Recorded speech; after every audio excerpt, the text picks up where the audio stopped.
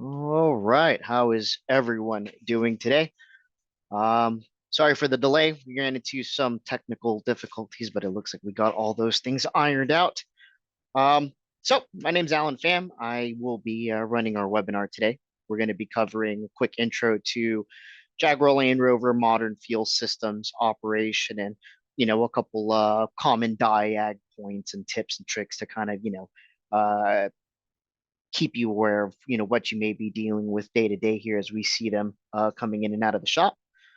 So with that being said, we'll go ahead and hit the ground running. If you guys do have any questions or anything like that, please feel free to pump them into the chat. I'll do my best to stop here and there and answer them as they come in. So please don't hesitate. If you do have those questions, go ahead and get them on in. But let's get this party started.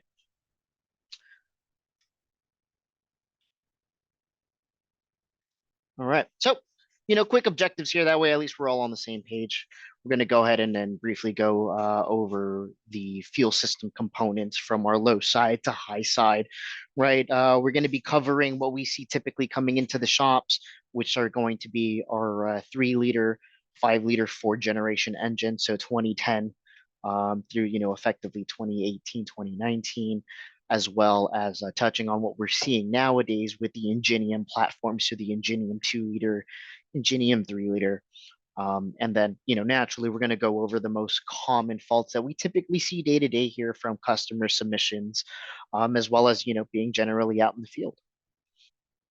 So, right, starting in 2010 is when we introduced the Jaguar Land Rover 5 liter, right? Came in 2 variants, a naturally aspirated or supercharged, right? Shortly after that, we had the 3 liter supercharged engine, which effectively is just that, right? It's the 3 liter is the same engine as the 5 liter. For those of you who have had some experience dealing with those, right? If you guys have your hands in them, you'll notice that on the 3 liter, right, there's two little pockets behind the cylinder head. That's essentially where your cylinders 7 and 8 would go, right? But between these two engine platforms, all right, this was the introduction for direct injection. And this is the first time that we saw a fuel injector that is mounted in the cylinder head with the spray nozzle directly in the combustion chamber, right? So it seems, old technology. Quite a lot of manufacturers to this day already are at to the point where direct injection is essentially commonplace, right? I mean, with a few brands, right? For the most part, the days of port injection have gone for the sake of efficiency and everything like that. Right. So general overview here, right? We have as far as our 3 5 liters, same thing goes for the 2 liter and then the Ingenium platforms, right?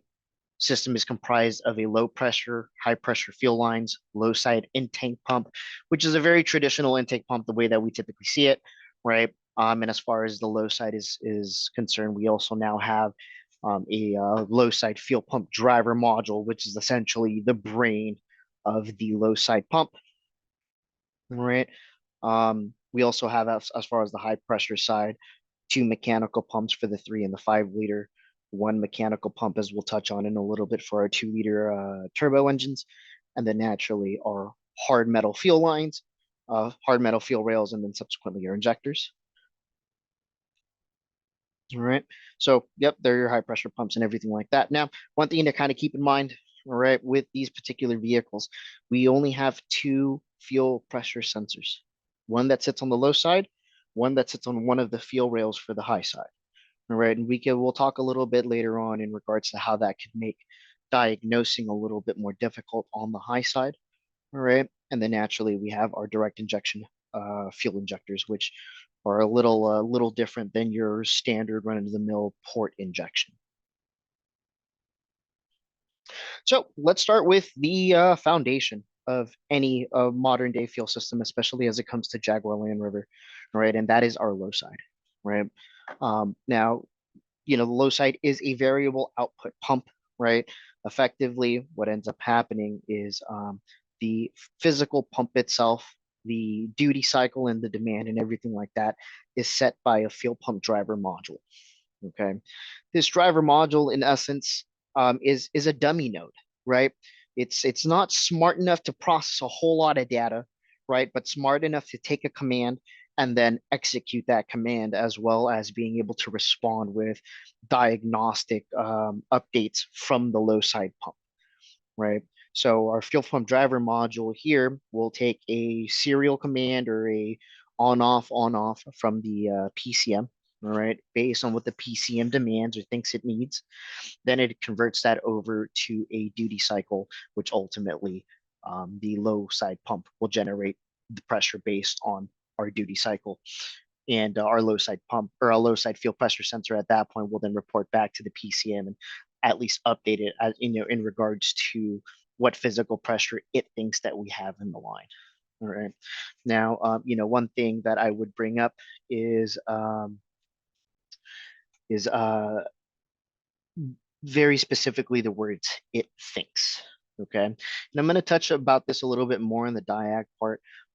But what I typically tell a lot of folks is, um, it's always best to plumb in a live gauge or an actual gauge to the low side line, right? For those of you who have dealt with this brand for a little while, knows that could be a little bit of a pain. But ultimately here, if one solely diagnoses strictly based on PID data, you do stand the potential of getting bitten on the backside, right?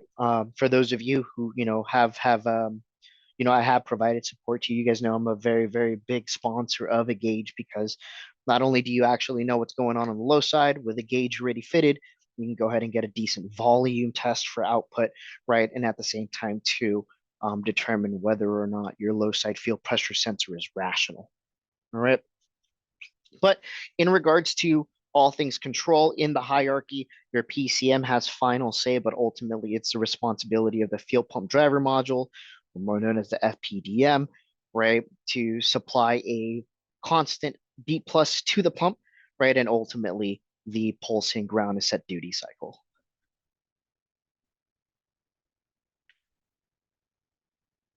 All right, so let's talk about the pulse width modulation, how it takes a command. I know that this is kind of difficult for people to kind of grasp sometimes. Every brand has a different strategy, right? But in regards to control between the PCM and the field pump driver module, right, a pulse width modulated signal is sent from the PCM that tells the fuel pump at what speed the low side pump is required to run at, right? Based on those responses, the driver module will go ahead and set that duty cycle. Now, here, when you're looking at PID data, depending on the scan tool that you're using, whether it's the drive unit or some other aftermarket devices, one thing people will notice, right, is the pulse width data PIDs sometimes don't make a whole lot of sense, right? And the reason is because if the PCM provides a PWM and your data line says, duty cycle set, right? Depending on how the data reads out, right? The way it's actually designed is if the PCM is demanding a on time of 50%, the fuel pump driver module doubles the command, right?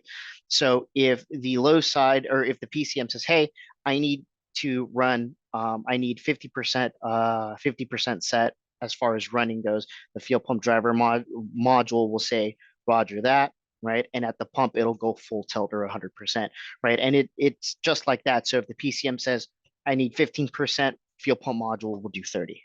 All right. So a lot of the times, what typically ends up happening is a lot of people will focus in on the data line and say, "Wait, hold on, wait a second. This duty cycle doesn't make sense based on what I have seen as being normal for different brands." Right? If you see a number that's exorbitantly high and doesn't really make sense, right? Typically, if you cut that by 50%, it'll put you right around the ballpark of what's actually happening at the pump, right? So kind of take that into consideration, right? For those of you who like to grab a scope to determine, what's actually occurring, um, duty cycle wise at the low side pump. All right. Fuel pump driver module will energize the pump if it receives the valid PWM signal from the PCM with an on time between 4 and 50%, right? We said, as far as the command out from the PCM to the fuel pump driver module. So if it's, requesting the minimum of 4, we should see 8% duty cycle on the output side, or 50, 100, so on and so forth. All right. But ultimately, to command pump off for any potential overpressure events or just for general signal or general shutdown. The PCM typically will send out a PWM 75%. That would be the ultimate command that then the fuel pump driver module will go internally open circuit and then stop providing a power and ground to the low side pump assembly itself. Okay. Once again, PCM determines what the output pressure is by monitoring the low side fuel pressure sensor. Now, going back again, and I really want to hammer this home, right? I know a lot of folks really default back to using as much PID data as they can for the sake of diagnosis, and it's great. It's a great point. It's a great reference point, quick and easy to get to. All right. Typically, when going through low side fuel pressure sensor or low side fuel pressure testing, take that data, go ahead and put it up on a board, right? But ultimately, one should rely on physical testing, right, for the sake of ensuring accuracy. There's been many times where, I have had people reach out and say, hey, my low side fuel pressure is cool, but I keep on setting a persistent low side fault.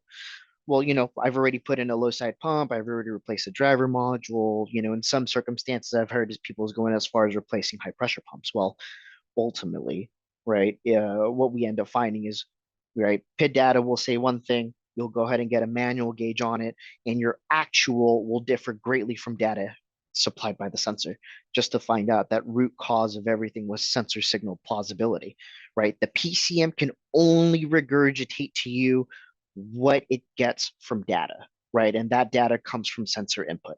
These low side field pressure sensors are known to be problematic, right?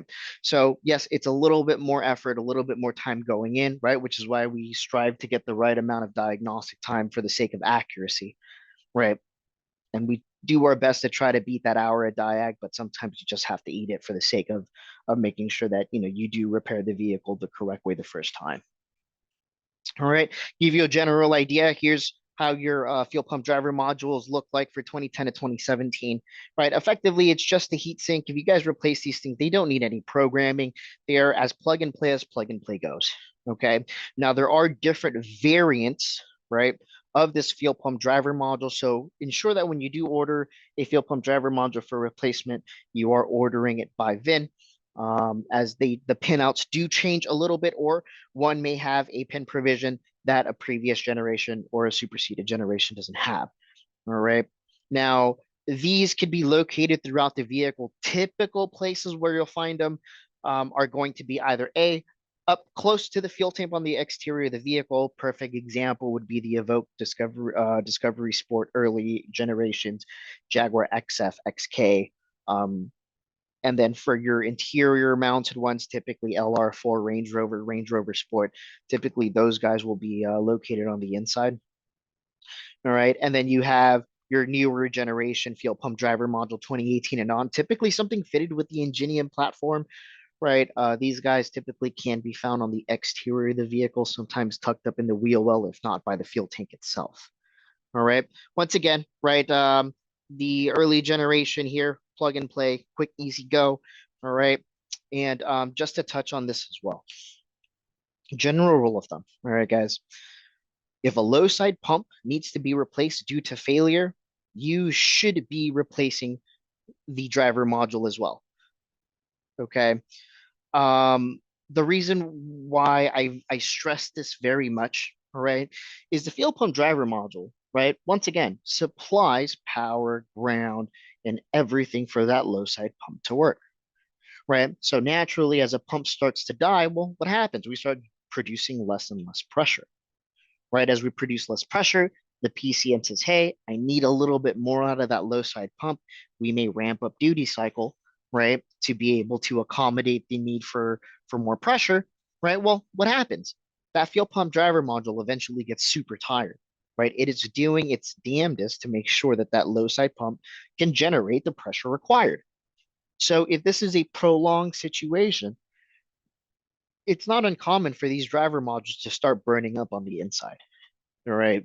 And early on, when these things were fairly fresh and, we were replacing fuel pumps under warranty at the dealer, quite honestly, we didn't think about it, right? We were just replacing the low side pump because that's what the manufacturer had us do, and we started getting a pretty high amount of comebacks for subsequent engine stalling or engine sputtering and dying, or some would just, have a stall and a check engine light, some variation therefrom, right? And then we start playing the scramble game. Um, some folks will replace the fuel pump they just put in, go through and verify wiring, and after a week or so replace the module, right? Because we finally caught either a ground circuit going open or something like that internally to the module, and scoping out the power and ground output to the low side pump. So right, definitely recommend. All right, if you guys replace a low side pump, you guys should be replacing a driver module. All right, but on the flip side of that, right, if you find that hey, it's a control issue, the pump is able to achieve its pressure outputs and everything based on demand, right? It's just the modules going open circuit here and there. There's no need to replace a low side pump, right? If you're just replacing the module. So if you replace the low side pump, module goes along with it. If you replace just the module, there's no direct need for the low side pump unless you deem it necessary through diagnosing. All right, same thing goes for the new gen, right? One of those things, those two things should go hand in hand. All right. So as far as our low side expected pressures, this pump will go ahead and generate pressures in two phases, right? One I call the priming phase or our cranking phase, and then our low idle phase. All right. So effectively, because we want to ensure that our high pressure pumps have the maximum amount of fuel, both by pressure and volume, to ensure that we generate the required high pressure, right, for the sake of overcoming compression and getting things rolling, right? During our crank event, we should see our low side pumps generate 90 to 105 psi. Okay, this is going to be a momentary pressure. This is not the functional output pressure. All right. Reason being, we hit these targets, right? A lot of the times that we start seeing low side complaints, right, is in the form of extended crank, right? And sometimes people will scramble for the injectors or something like that. I typically say, if the extended crank is a fairly common thing for the customer, we should see a low side fuel pressure to low fault. Gives us something a little bit more tangible to go ahead and grab and escape with, right? This way we can turn around and say, hey, with a gauge, I'm only making 70 psi on cranking pressure. At that point, we already know our specs are 90 to 105. This thing needs a low side pump and a driver module. Okay, so take a second, go ahead and you can jot that down. All right. Once again, I will say it again and again and again. Right. If you have the ability to, please go ahead and fit a low side adapter. Okay. Here, we'll go take a step back here, right? As far as our regular idle pressure is concerned, okay, it's not in this PowerPoint, but I'll give this to you guys as well, right? So for those of you who do deal with these engines a lot, on the initial fire, we have a pretty gnarly flare, right? Typically, we'll see an idle speed of, 1,000 to 1,400 RPM, depending on how cold our cold start is. All right. So we want to ensure we have maximum pressure. But as the engine starts to idle down and hits our target idle of 800 to 850, all right. Typically, what we'll see the low side do is the low side will start tracking down, and this is when we'll see a operational pressure, right, of about 70 to 80 psi. Okay. Now, as far as the 70 to 80 psi is concerned, once again, all right, I need to stress where one needs to be careful for PID data. All right. When it comes to PID data, right, a lot of the times the PID data that you see through a scan tool is not the PID data, right, that you actually take it for at face label value, right? Reason being is in the infinite genius that is JLR engineers, there's certain things that just don't make sense. So if you were to look at the low fuel pressure data PID, a lot of the times what you'll see it defaults to, and it depends on how you guys set your scaling, right? For me, a lot of it operates in pascals here. So typically what you see if you look at a lot of data points, it'll say 549 kilopascals, right? Which roughly comes out to 80 psi. Well, here's the thing, right? What you are looking at is the demanded value. You're not looking at the actual value, right? So if you do have an issue on the low side and you look at that PID value for the sake of speed or ease or whatever the case is, chances are if you do have something on the low side and you're not using a manual gauge, you potentially put yourself in a position where you very well may misdiagnose that car. Okay. So once again, to reiterate, definitely want to make sure that we do have a manual gauge for the sake of ensuring that what we're looking at is actually what we're looking at. All right. So most of these vehicles do not come with a test port or a test port that's easily accessible. Okay. Sometimes it's honestly quite easier or yeah, quite easier to go ahead and, especially if you have like a master fuel pressure test kit. A lot of these come with an inline adapter and a quick disconnect. So you can just go ahead, boom, tee into the line, although inconvenient as it is, but it still gives you an opportunity to get an actual value. For a lot of your Jag products, right, fitted with a 5 or 3 liter, what I tell a lot of folks is on the driver's side of the engine, if you take off the engine cover and the sound dampeners and everything like that, you have two lines coming up in between essentially the driver's side valve cover and the intake manifold or supercharger, depending on your vehicle fitment. One of them is going to be your evaporative emission lines, all right, and the other is going to be your raw fuel line, right? Typically, it has either a red clasp style lock, right, or a press style green lock. So, that would be the quick, easiest places. For Land Rover products, unfortunately, it's a little bit more difficult, right? It's either A, you're getting it from the tank, somewhere intermediate in the line, or if you look at the passenger side, right, from the engine looking in through the trans tunnel, there's a little heat shield. If you remove that heat shield, it'll expose the low side fuel pressure sensor fitted by there, and then you can go ahead and tee into the line there. Let me see, we got a question here. Question is, we have a 5.0 supercharged Range Rover at our shop right now. Code is for Bank 2 System 2 Rich and continues to store a vehicle after driving. Technician, after working on the vehicle, has replaced injectors on Bank 2, purge valve, pre and post cat. Are we missing something obvious in failing fuel pump driver? Ooh, that is a good question. I'm going to put a pin in that one. We're going to touch on that in a little bit. All right. But good question. All right. So we'll move on a little bit, right? Here's our general wiring diagram. Okay. And as we can see here, if you look to your left, right, we have our actual fuel level senders reporting directly to the central junction box.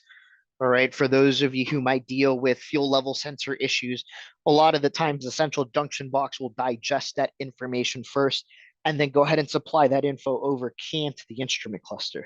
Right. So most of the time that we have fuel level sensor issues, it's going to be either a software issue with the central junction box or quite honestly a voltage or some sort of circuit issue between the fuel pump senders and the central junction box as well. But most importantly, what I do want to point out here, okay, is our controls for our fuel pump driver module. So our fuel pump driver module, like I said, right, supplies the power and the ground and the pulse ground to the pump, which we can see here at connector C2369, pins 3 and pin 6. All right. But one thing I do want to point out as well, all right, the fuel pump driver modules also have the ability, right, to send diagnostic reports back to the PCM, right? And I mean this very much so, like, let's just say, for example, it determines that, hey, there's a fuel pump short or something like that, right? Over a same serial communication data line, it'll go ahead and send messages to the PCM to set the check engine light, right? Or on the other hand, right, if there's an issue with control and it says, hey, I know that you want, let's just say 50% duty cycle. I'm trying to achieve it, but I can't, right? This is typically where we start seeing fuel pressure regulation faults or fuel pump driver module faults originating in the PCM, right? So keep that in mind as well, right? It's not just the PCM that's monitoring that low side fuel pressure sensor for the sake of output, but PCM is also looking for any diagnostic messages that may be coming from the fuel pump driver module itself in regards to self-checking. All right. Moving on to our high pressure fuel systems. Okay. So we have our low pressure lines naturally that run from the tank up to the high pressure pumps. All right. And the easiest way to tell low pressure lines to high pressure lines is quite honestly what they're made out of. right? Since we're not operating at a crazy pressure, right? I said, max running is 100, 95 to 100. Our low pressure is anywhere from 70 to 80 psi. As we start hitting our high pressure pumps, pretty much everything from there on are metal lines. Okay. Now, our high pressure pumps themselves, completely metal pumps, they are plunger style pumps. All right. Which means ultimately they have to be driven by a cam lobe or a lobe of some sort. All right. For the 3 and the 5 liter platforms, very specifically, this is ran off a jack shaft, right? That jack shaft is not part of our valve train cams or anything like that. It's its own separate shaft located essentially submerged in oil in the oil pan to the right side of the engine, or what would be the passenger side. All right, that same jack shaft, all right, also drives our vacuum pump.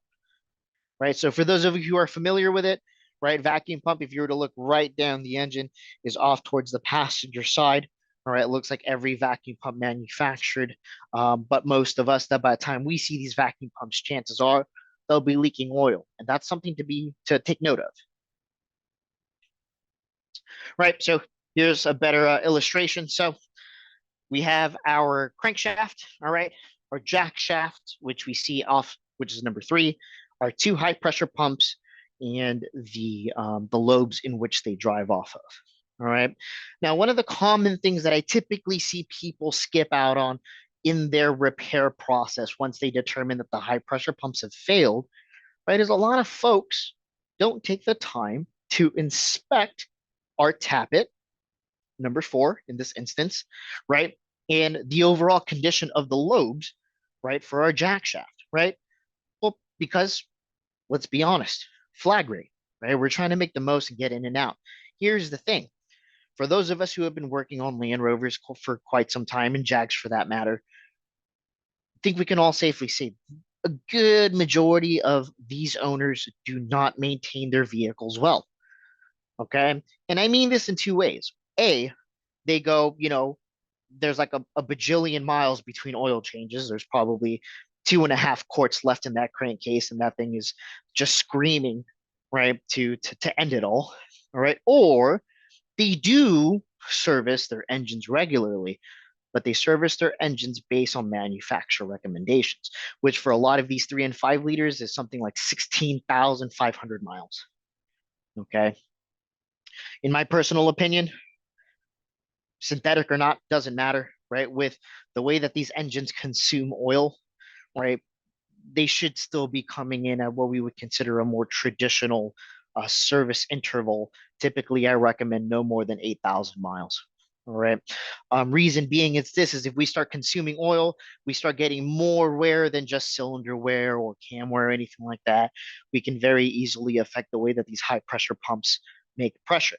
Right. So if you do find yourself replacing them, take a second, take a look at those tappets, right? The original tappets fitted. I do recommend if you get new high pressure pumps, you're replacing the tappets as well. All right. But check your tappets for excessive wear, any signs of cracking or anything like that. All right. And if you do see that, make sure you're taking a look at that jack shaft lobe surface to make sure that there's no excessive wear.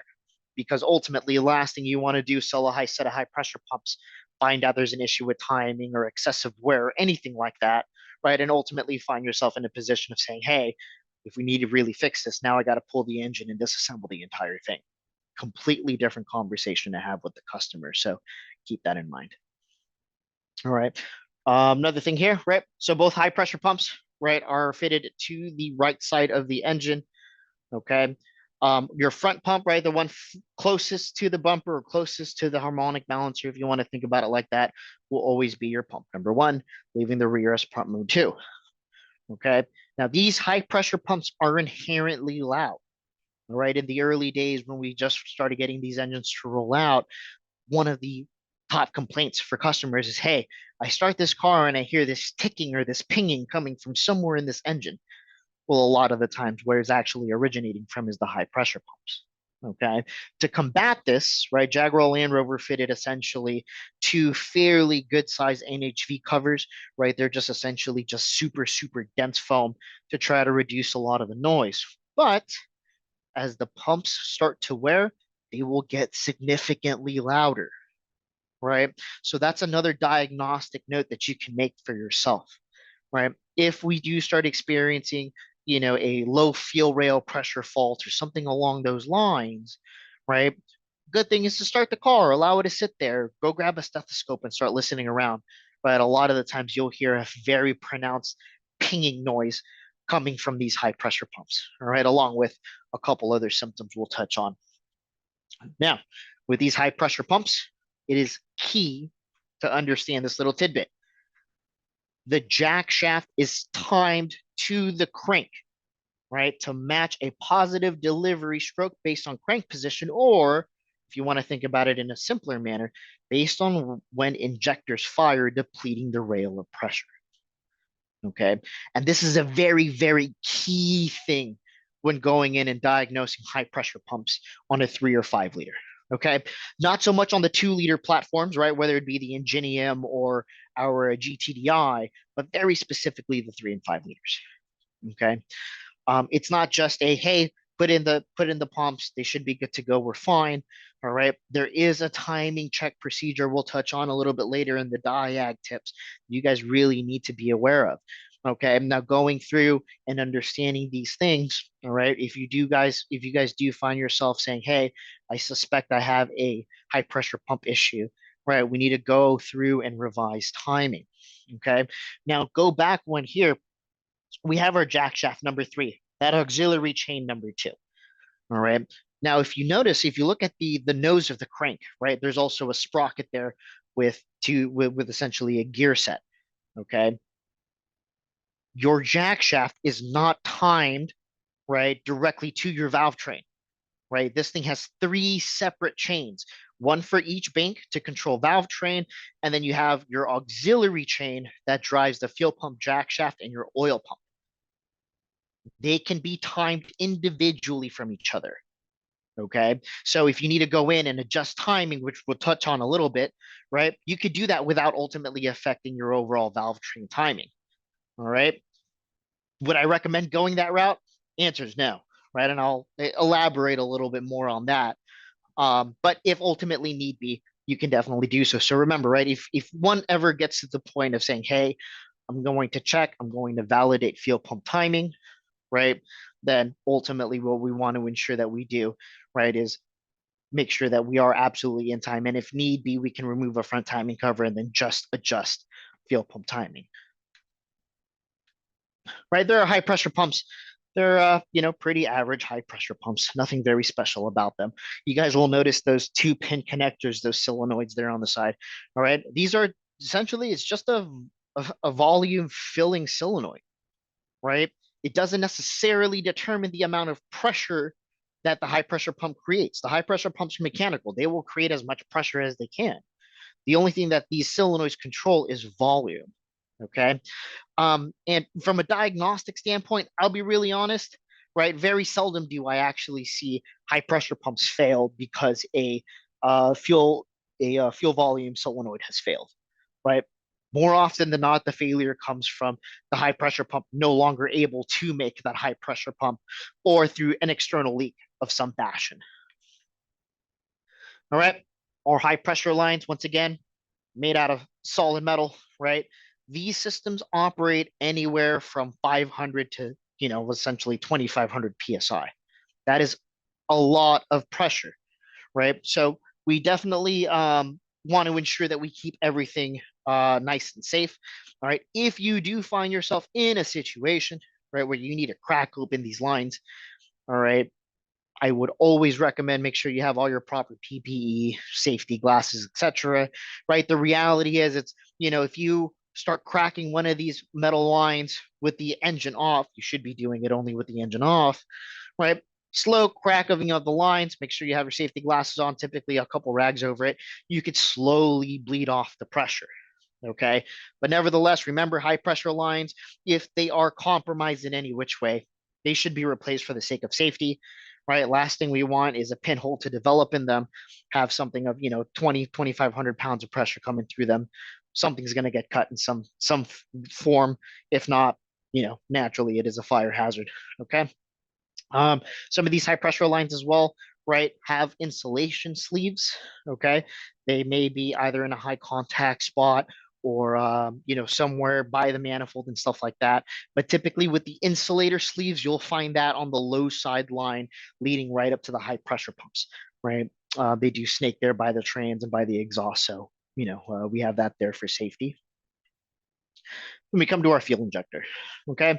Our fuel injector, if you guys have come across a direct injected injector, they're, for pretty much all the same, right? There's only so many distributors. All right. We have our primary body of the injector, right? The biggest difference is the nozzle of the injector, right? Typically sits within the cylinder head. Okay. And because it sits within the cylinder head, it means that that nozzle is essentially directly in the combustion chamber. Well, we need to ensure that combustion chamber is completely sealed off. If not, effectively, what do we have? A compression leak, right? These injectors, brand new, all have a Teflon seal that is fitted to them. Okay. For those of us that might have to do a head gasket or might have to do timing chains or things like that, right? And we remove these injectors, which are an incredible pain most of the time, all right, and the customer doesn't want to replace them. Well, you need to ensure you are resealing these injectors. And you could typically, buy reseal kits either through an aftermarket vendor. If not, I always recommend going to the dealer. It is not an option. You should be doing this. Okay.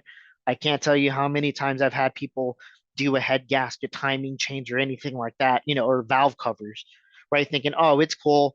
We're just going to go ahead and slam in the original injectors. Next thing you know, you have a persistent misfire, right? And it's not until we're on the call or, we're walking them through things.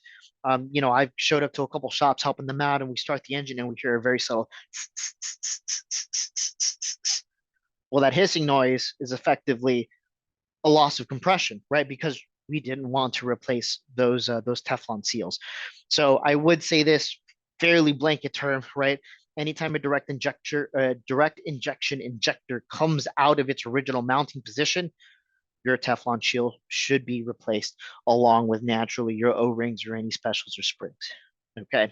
Now, these very specifically, these injectors, we had a special tool for them. All right. This tool you can buy practically anywhere. There's a lot of online distributors that have them. I've seen them on Amazon, eBay, etc. Right. And we at the dealer call them the bullet and the barrel. All right. That's our bullet and that's our barrel. So effectively, what you would do is you would take that little tapered um, tapered brass piece there that'll butt up against the nozzle. You would then go ahead and push your Teflon seal over it. That way it falls back into the cavity, right? And then you would use your barrel to compress the seal. That way, at least you have, once it's compressed in both stages, you can go ahead and reinsert them into the fuel injector bore in the cylinder head, all right? And you leave the injector alone. What's going to happen, all right, is the Teflon will begin to re-expand, all right? Once it re-expands, it will seal off that cylinder. The one thing that you are going to need to do prior to just installing the injectors, you must ensure that your injector orientation is correct, right? Because if you look at the top of this injector, right by the connector face, you'll notice there's this little index, this little index post, right? For some of the banks, the post is facing up. For some of the banks, it's facing down, right? So make sure that you guys are paying attention to orientation because once that injector is in there, it is in there until we need to use our handy dandy slide hammer. All right, now, as far as removal of these injectors, they're typically a significant pain because, well, they live in the combustion chamber, right? It's getting beat on all the time. We start developing a decent amount of carbon through there, okay? And they love to stick. So, for those of us who've been dealing, we either have this slide hammer here, if not a modified version of it. All right, I have a modified version of it. Sometimes you break injectors. My typical recommendation is this. If you have to remove the injector, knowing how fragile these injectors are, if you have to remove it and it gave you trouble, just replace them. Okay. If the customer doesn't have the money for replacement, which I understand, they're not cheap. Okay. Then at least give them the warning, hey, because of the method in which we need to remove them, right? Chances are it's going to go ahead and fail at some point, if not soon. So keep that in mind. All right. Now, in regards to injector operation, this is where sometimes people get tripped up on, especially if you like to go scope things out. All right. So, right, injector, just like most injectors nowadays, strictly provided power and ground from the PCM, right? It's applied a constant power and then it's pulsed on the ground side. All right.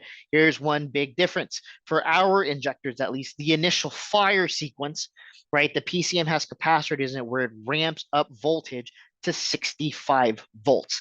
That is the initial fire voltage out of the PCM, right? So it just doesn't hit 12 and cruise on 12. The initial fire is going to be at 65 volts. Okay. The PCM then monitors the circuit, right? Once that injector boost hits about 11 amps, give or take a little bit, right? Then we'll see voltage reduction down to a standard 12-volt power output, and then your pulsed ground. Okay. So I've seen a lot of people say, hey, I got this misfire, but something's crazy's happening. When I scope out these injectors, I'm seeing 65 volts. Well, how is that possible? Right? There is a step up that happens within the PCM. Okay. So you don't have to worry too much about it. Fairly normal operation. All right. Once again, right, for these injectors, definitely going to need a removal tool, right? If you find an injector that happens to slip out, well, more than likely somebody's been in there prior to you and didn't reseal things properly. All right. And then once again, for the installation of that Teflon seal, bullet in the barrel. All right. I've seen guys get creative with this. I don't recommend it. Okay. It's a Teflon seal, right? If you guys, you know, if you guys nick the seal, if there's any burrs or anything like that, a minor tear, right? Chances are you're going to reassemble everything. Compression loss is soon to come. All right. And then you're going to be doing the job again for free. Nobody likes that. Let me see. We've got another question here. At an 11 LR4 5-liter NA comes to a stall. Place cam crank sensor low pressure. Never solved the problem. Oh, that's another good one. We'll touch on that actually in a little bit too. We're gonna go ahead and kind of start pushing through this because I really want to get through the diag piece, right? So for those of us who deal with a lot of our wonderful Range Rovers, the Discovery Sport, and the Evokes, that I'm sure is everyone's favorite.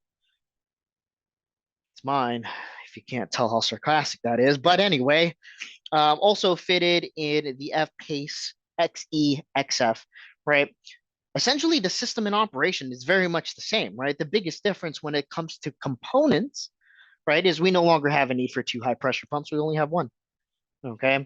The fuel lines are still metal. The fuel rail's still metal. Injectors are the same still. All right. We still have a low side fuel pressure sensor, right? But you'll notice it's on top of the engine, and that's pretty uniform all the way across every Jaguar Land Rover product fitted with the 2-liter GTDi, right? Right on top between cylinders 2 and 3, super accessible to get to, right? There should be no reason why we're not fitting a fuel pressure gauge for the sake of testing every single time. Okay. Here is our low side, pretty standard, right? There's nothing really different, all right, in regards to these vehicles. The one thing that I would point out, all right, are certain issues in regards to fuel nozzles being, habitually clicking off when fueling. All right. Evokes Discovery Sports, early, the XF, early generation XFs fitted with 2-liter, some F bases. There were known issues with the fuel filler neck, right? Warping in such a manner where it essentially creates like a little pressure pocket, right? So, if possible, if you guys do have a good relationship with the dealer, a lot of the times you can call them and request the DDW, right? Just previous warranty work performed to see if a fuel filler neck has been replaced in the past, right? Typically, with the superseded one, we never had any issues. The only other thing that I typically see causing problems of that nature is if somebody just recently replaced the low side module, right? And one of those connectors inside, or one of those fluid transfer connectors, is not fitted completely. Let me see. Ryan has here. actually doing my first Land Rover injector tomorrow? Is there coding or indexing like a BMW? If it is a petrol engine, no, Ryan, there is no programming necessary. They do drop in, okay? But I would say this, these injectors love to fail, right? I typically never recommend just a singular injector replacement, right? If need be, fine, but typically it comes with an asterisk, a warning telling the customer, hey, we should be replacing the whole bank, right? This way, when other injectors on that same bank start to fail, you're not diagnosing it for free again. All right, but super easy. Slam them on. Make sure you use the appropriate tools. Make sure you use the bullet in the barrel. Go get it if you don't have it. All right, and then fit that injector.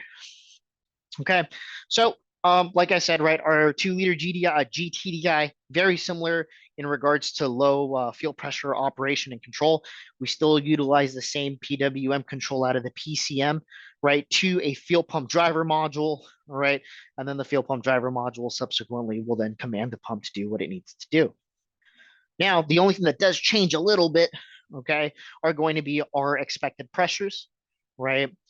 We will see that 95 to 105 psi. I am going to edit that. I have seen some come in at 90 psi and be perfectly okay, right? But our operational pressure is a little bit lower, 60 to 65 to 70 psi. I've seen some come in at 75 psi and be perfectly okay. All right. But, gives you the ballpark of what you should expect naturally. If, you're significantly off target, then we more than likely have a problem where we need to address that. All right. Now, here are some of the differences, right? When we come to the high pressure stuff. Like I said, one pressure pump, biggest difference, right? For a lot of the 2 liter GTDIs, our Ingenium platforms is we no longer have a jack shaft that drives the high pressure pump. Okay. That pressure pump has its own dedicated lobe on the exhaust cam itself. Okay. We still have our volume filling valve and everything there, right? Like I said, the control really doesn't change. VCM energizes the valve. We have supplied low fuel coming in, right? Lobe comes around, plunger goes up, we make high pressure. All right. Once again, still tap it between the plunger and the lobe, right? That rule doesn't change. Go back, check that, tap it, check that lobe out for any excessive wear, right? Because that's going to be the difference from just replacing a high pressure pump to ultimately a more involved repair. Okay.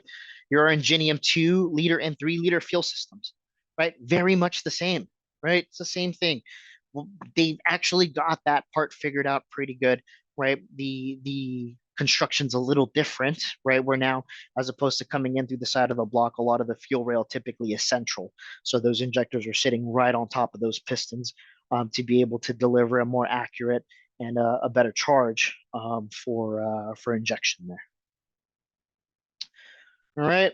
Once again, right, if we compare our components, they're essentially the same. Low side pump, evap, canister, fuel pump driver module, low side fuel pressure sensor, etc. Right, nothing too special there. All right. And one thing you'll notice, right, on the Ingenium low pressure side at least, all right, our values are very, very similar, right? Our cranking our prime pressure 90 to 100 psi, but our low side pressure, right, is lower than what we would typically see for a 3 or 5 liter. So 65 to 70 psi. Even if you start venturing into the 75 psi mark, hey, no big deal. Okay. There it is again, right? Just to illustrate on the Ingenium platforms, right? It has its own dedicated lobe on the exhaust shaft, right? So as long as there's no issues with valve train timing overall, right? So no P0016s, 17s, or anything like that, you guys should be okay to assume that fuel pump is in time, right? So the fuel pump timing piece, very exclusive to our 3 and 5 liters, all right? And in regards to the high pressure pump, once again, plunger style, all right? 2 liter pumps typically will operate up to about 2,900 psi, which is a whole heck of a lot of pressure, all right? And then as we get into our 3 liters, all right, they can go in excess of 3,600 pounds. So a lot of pressure behind those pumps. Be careful.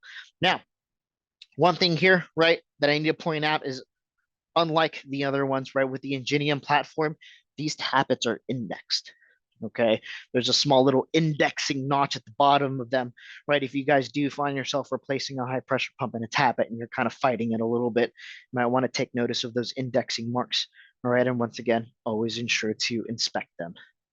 All right, now common fuel system issues.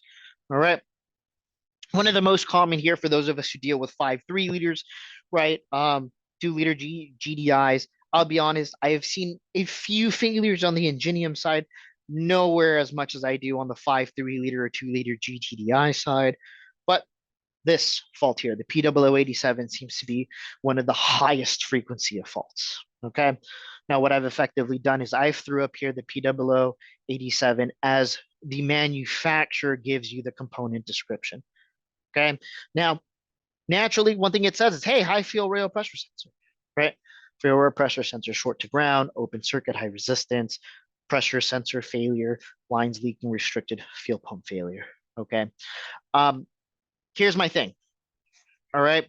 Although, yes, these fuel pressure sensors do fail here and there, they nowhere fail at the rate or at the frequency of a fuel pump itself or a timing issue. Okay. And I've seen guys go through the process of throwing 3, 4, 5 pressure sensors at it saying, hey, I'm not sure what's going on. I think it's a PCM, right? Well, let's be honest, folks. Very rarely do we actually find it to be a PCM issue. Okay. So I always recommend cover your basics. All right. Cover your basics. Make sure we have adequate powers and grounds. We don't have something funky going on with our 5-volt reference circuit, right? Make sure that the sensor isn't shorted or anything like that. Because like I said, more often than not, what you'll end up finding is the fuel pressure sensor is okay. Right now, if you're so adventurous and you just happen to have the luxury of having a bunch of them on the shelf and you just feel like put one in, hey, all fine by me. Okay.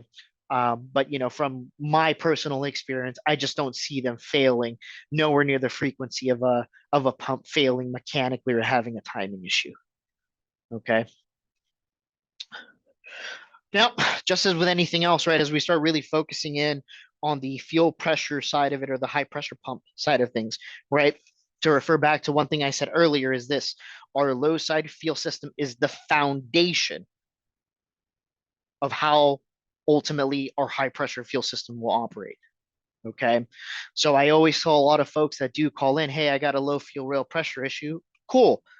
What's our low side doing? Okay.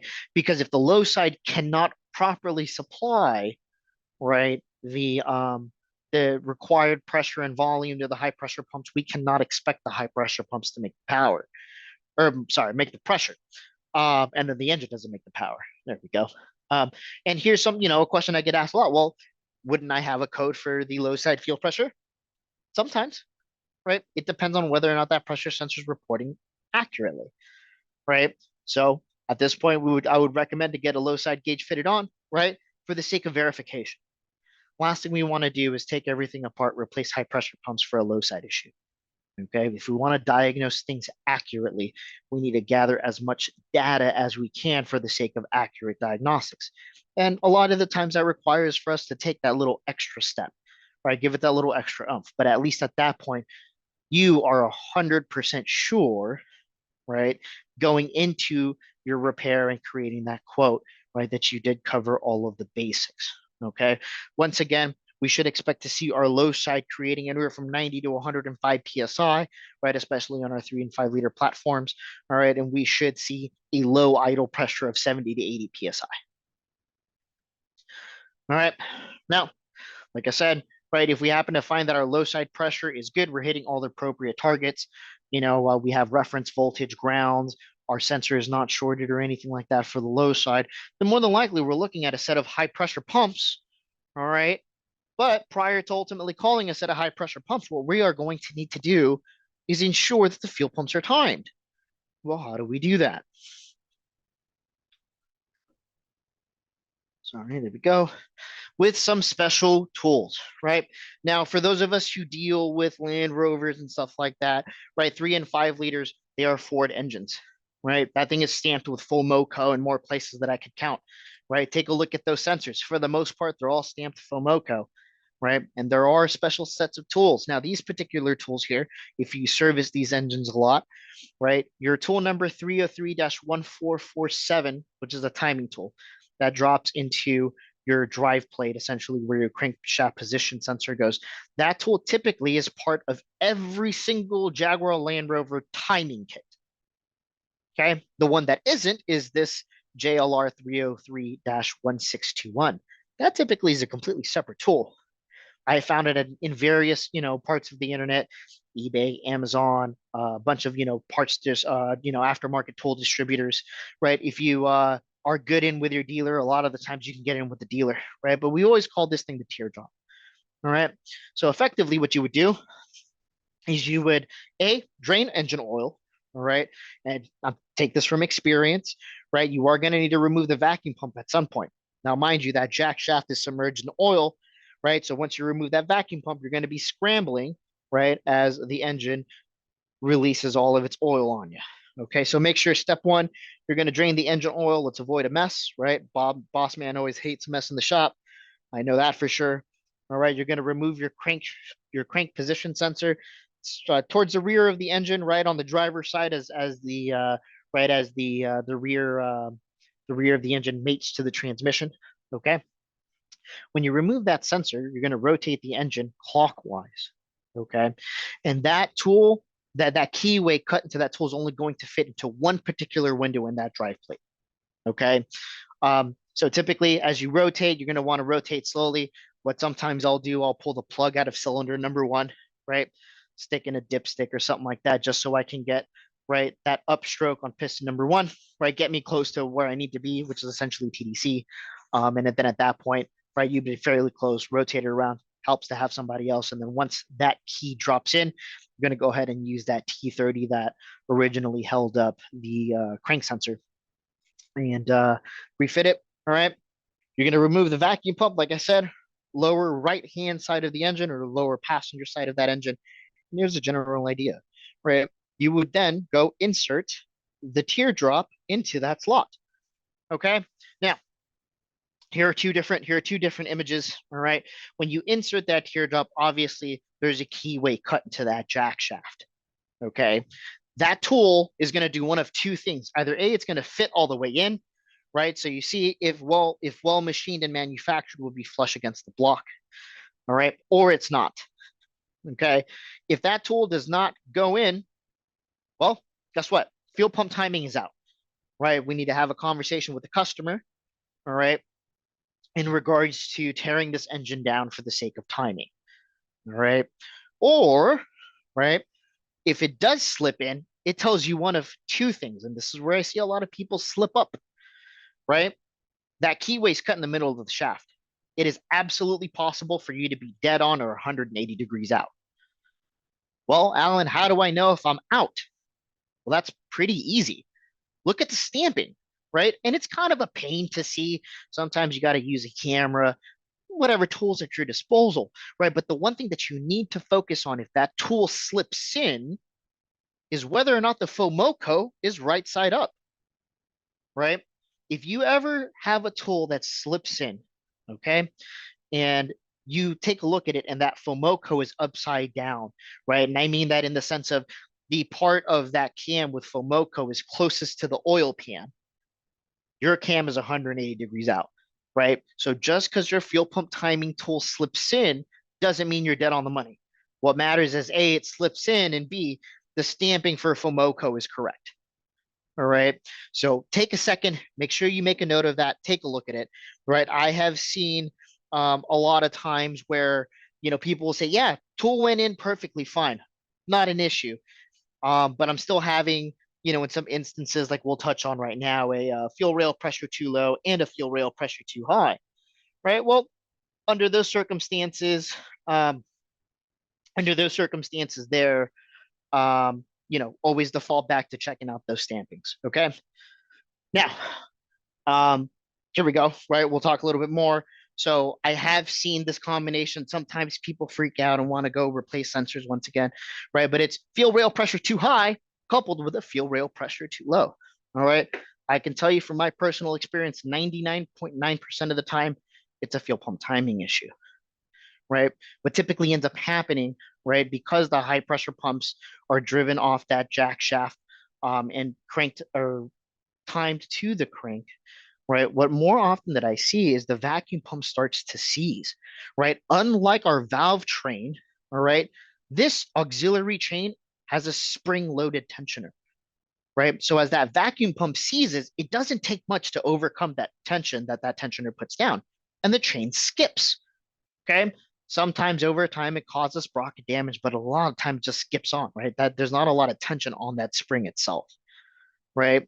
So, right, if you do happen to see that your fuel pump timing is out, go grab that vacuum pump and spin it with your hand. Okay. You should be met with some resistance, but if obviously you have to fight it quite a bit, you might want to consider replacement of that vacuum pump. If not, when you go in correct timing, right, you might find yourself doing the job again. Okay. But why are we getting the fuel pressure too high, fuel pressure too low? Well, like we said, right? The high pressure pumps are timed in such a manner to deliver a positive pulse of pressure as the injectors open and deplete that fuel rail. Okay.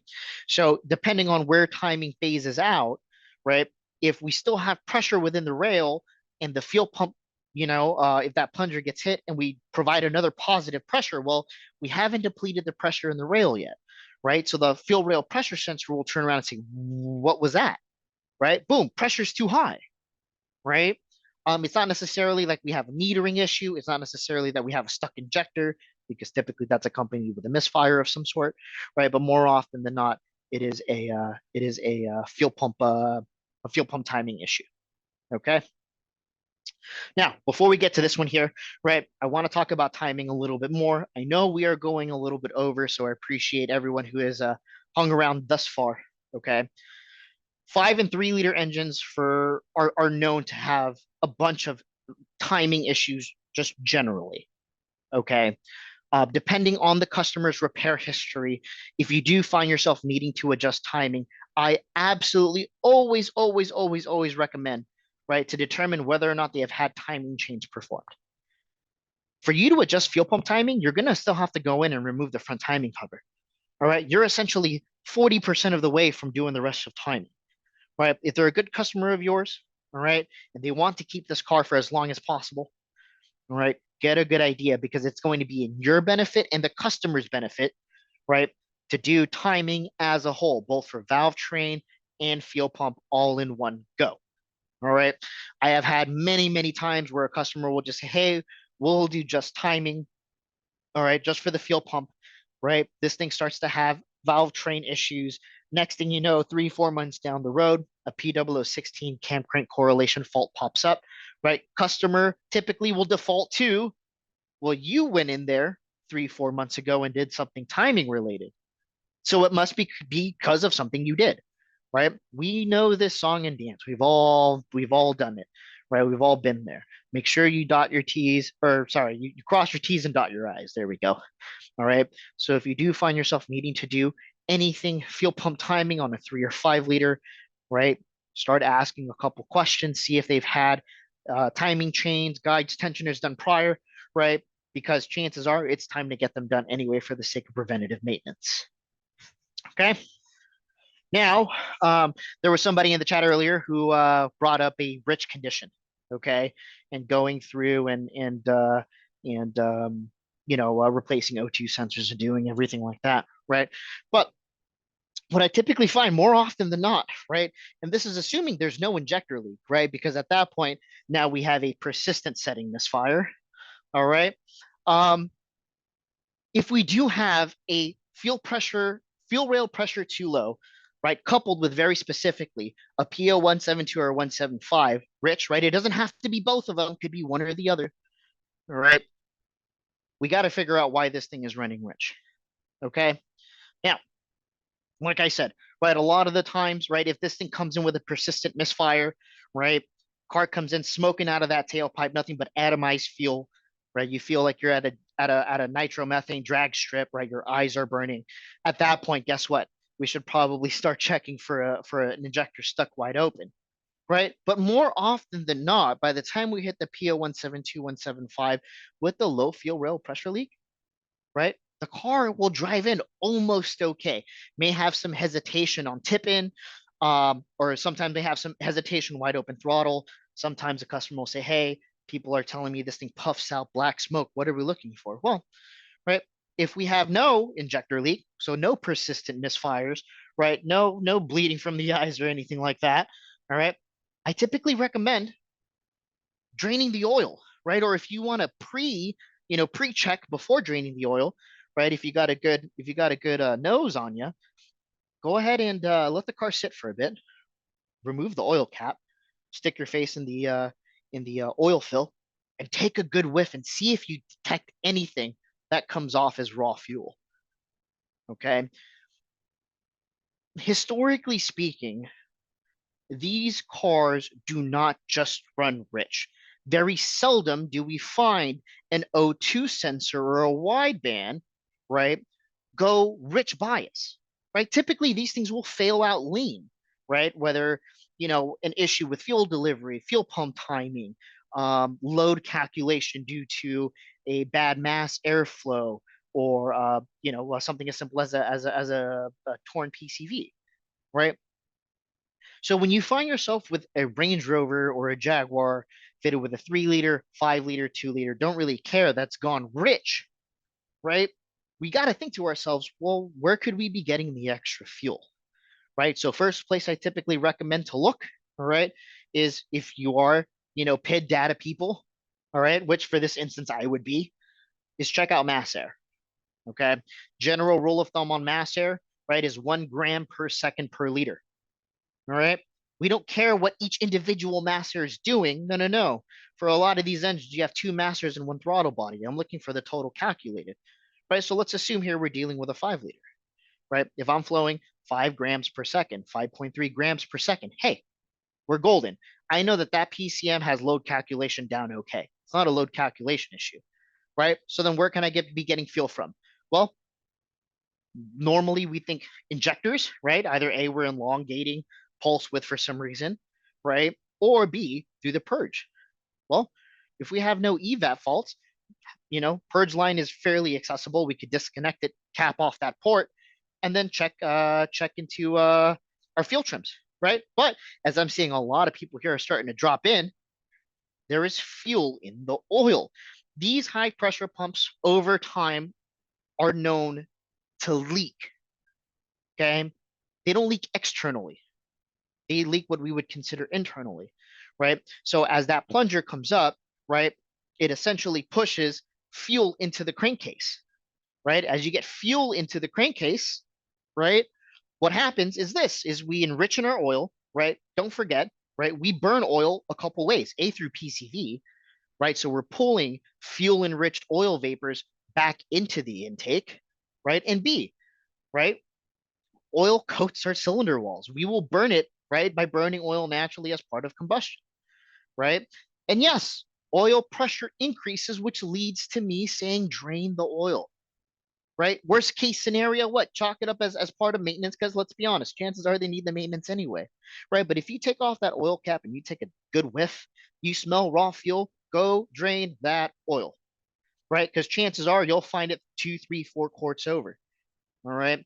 And for those of us, right, that hear me say drain oil, I need to say this very specifically because I've seen this done before. I'll say, hey, go drain the oil.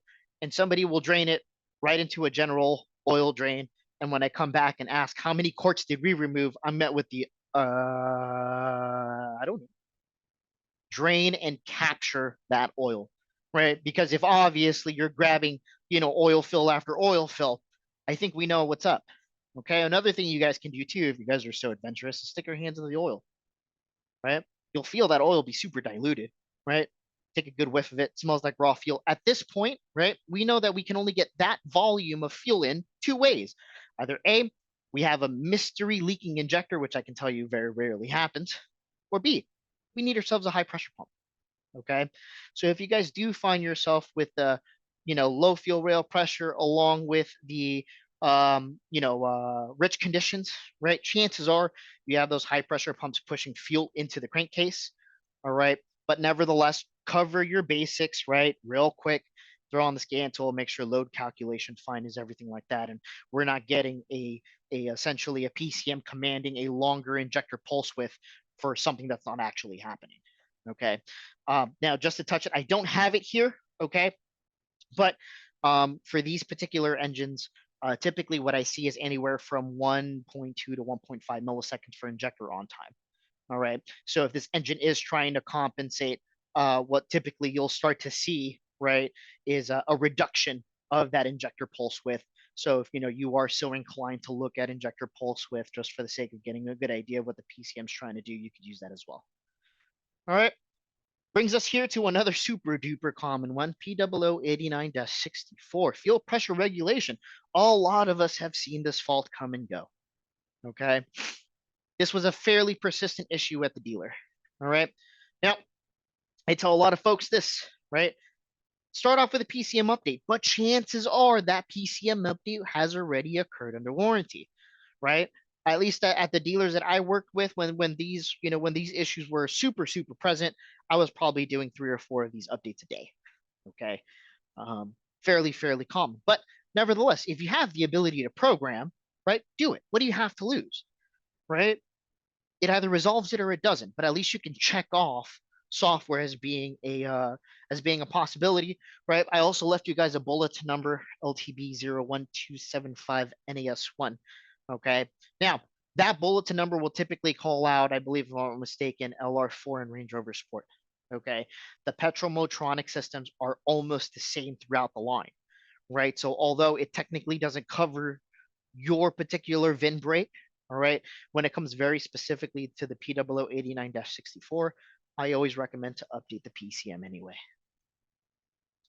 Right now, let's just say, hey, right, I updated the PCM.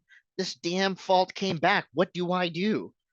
Right? Well, if this fault came back, we have an issue with our low side. And once again, low side, right? I have a lot of people that like to gravitate towards a possible issue with the low side not being able to compensate for an issue on the high side. It very rarely, almost never is that case, right?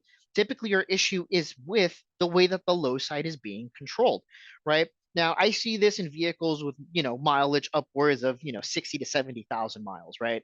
What I consider our good old maintenance period outside of warranty. Okay.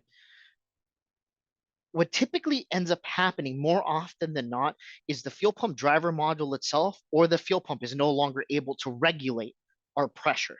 Okay. So, I said it and, kind of beat this to the point where it could be considered the dead horse, but, right, our targets are cranking 90 to 105 PSI, right? And once we hit our low idle, right, 800, 850, right, we should see our low side fuel pressure settle at 70 to 80 pounds. But more often than not, with habitual offenders of this 89-64, what I do end up seeing is this. We will hit our prime pressure, 90 to 105 PSI.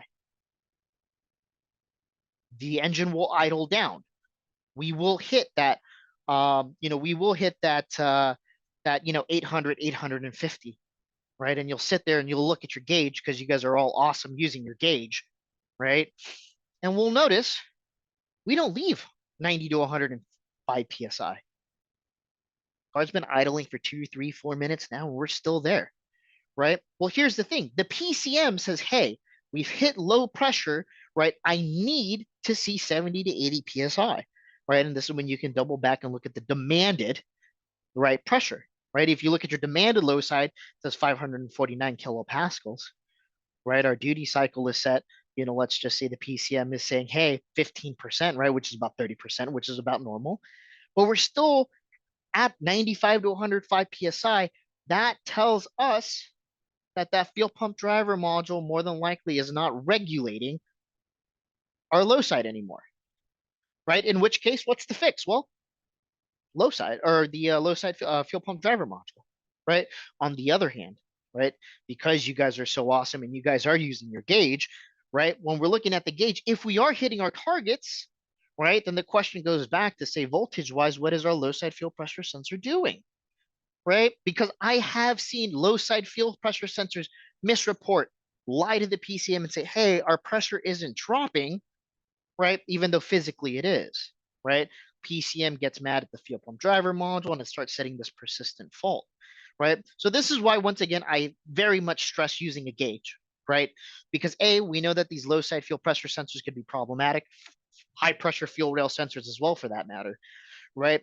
But if we have a gauge, we physically know what we actually have there, right? So we know what we have, we can determine sensor plausibility and then move on from our diagnostics from there, right? But once again, right, if our pressure, if our pressure, let's just say, does not reach target, right, we are consistently low, right, then we want to go ahead and do the low side fuel pump driver module, and low side fuel pressure sensor. All right. If we are hitting, right, our target pressure for cranking, but it never steps down on low idle, right? Normally you can just get away with a replacement of the fuel pump driver module. A lot of the times it's just the fuel pump driver module that does not have the ability to step down. Okay. And then naturally, right, if we are hitting our appropriate targets, right, and that fuel pump driver module is doing what it needs to do, then more than likely your fuel rail pressure sensor is the culprit. All right, guys. Um, Last thing I want to touch on here is low side disablement. Okay. There are very few occasions where the body control module has the ability to just outright kill power to the low side pump. All right. One of them comes from crash input. Okay. So your restraints module does monitor the accelerometers. And, if a car is in a collision that's bad enough, it'll send out a flag and say, hey, I registered a crash, right? Body control module, I need you to kill the fuel pump. It's a safety measure, right? The car doesn't know how severe the crash is. It just knows it was bad enough for it to register on the accelerometers, right? So then at that point, what it's effectively going to do, all right, what it's going to do then at that point is it's going to force the BCM to cut power to the fuel pump driver module in hopes of not spilling a bunch of fuel all over the floor, causing a potential fire hazard, right? But another thing, okay, is that same crash input is shared over a dedicated circuit, right? There's one wire that goes, splices off out of the restraints control module to the central junction box into the PCM, okay? If that circuit is compromised in any which way, right, and one module says, hey, we are unsure, we have invalid crash input data, it'll also disable the pump, right? The car will always default down to what is safest. Okay. So a lot of the times what you can do is you can go in, you can view PID data, especially out of the body control module, right, or out of the restraints module. PCM will have a data line as well, right? Check to see if any of them claim crash input when the other ones don't, right? Indicating there may be a circuit fault. Okay. So like I said, once again, right, if the crash input wire is compromised in any way, it could result in the low side fuel pump driver module not getting a B plus. All right. Always refer to data. All right. Another thing that ultimately causes low side disablement, which confuses a lot of people. I actually had a very weird car do something similar to this, right? Is security authorization. A lot of people like to think security authorization happens between an instrument cluster, a body control module, and a PCM, right? Which for the most part is still true, but our fuel pump driver module also needs security authorization.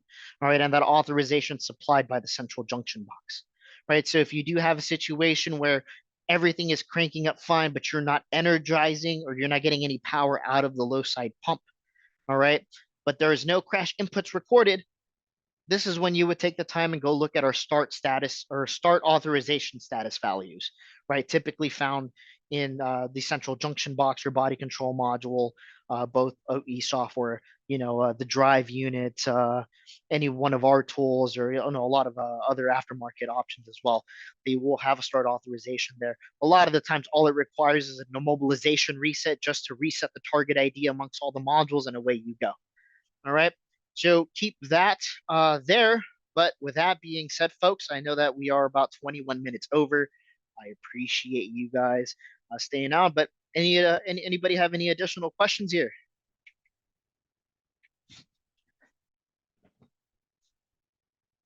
Let's see. We had a couple questions earlier. Oh, yeah. So, Richard Brooks, if you're still here, right, in regards to your 2011 LR4 coming to a stoplight, you replaced the cam crank sensor and low fuel pressure. You never resolved the issue. I would be really honest with you in regards to that particular Land Rover. I would recommend if it ever comes back in, double back and check, double back and sorry, double back and check your fuel pump timing. Oddly enough, I've seen fuel pump timing cause the oddest of stalling conditions because ultimately the PCM cannot determine what it wants to do injection wise, right? It hasn't necessarily set a fault code yet, but there are certain sweet spots where, I have that persistent random stalling issue, doesn't set a particular pattern, right? And, ultimately, when going in and doing our basic checks, we find fuel pump timing is out. All right, we got Matt. What's up, Matt? What would cause a security issue? Various things would cause a security issue. The most common thing that I typically see is a bad battery.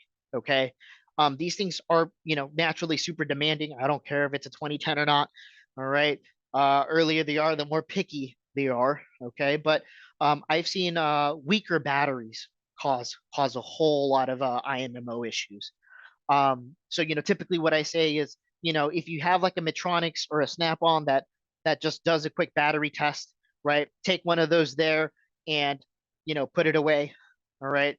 If you guys are still lucky enough to have a guy who has a VAT 40 lying around and you know how to properly load test the battery, go ahead and load test it.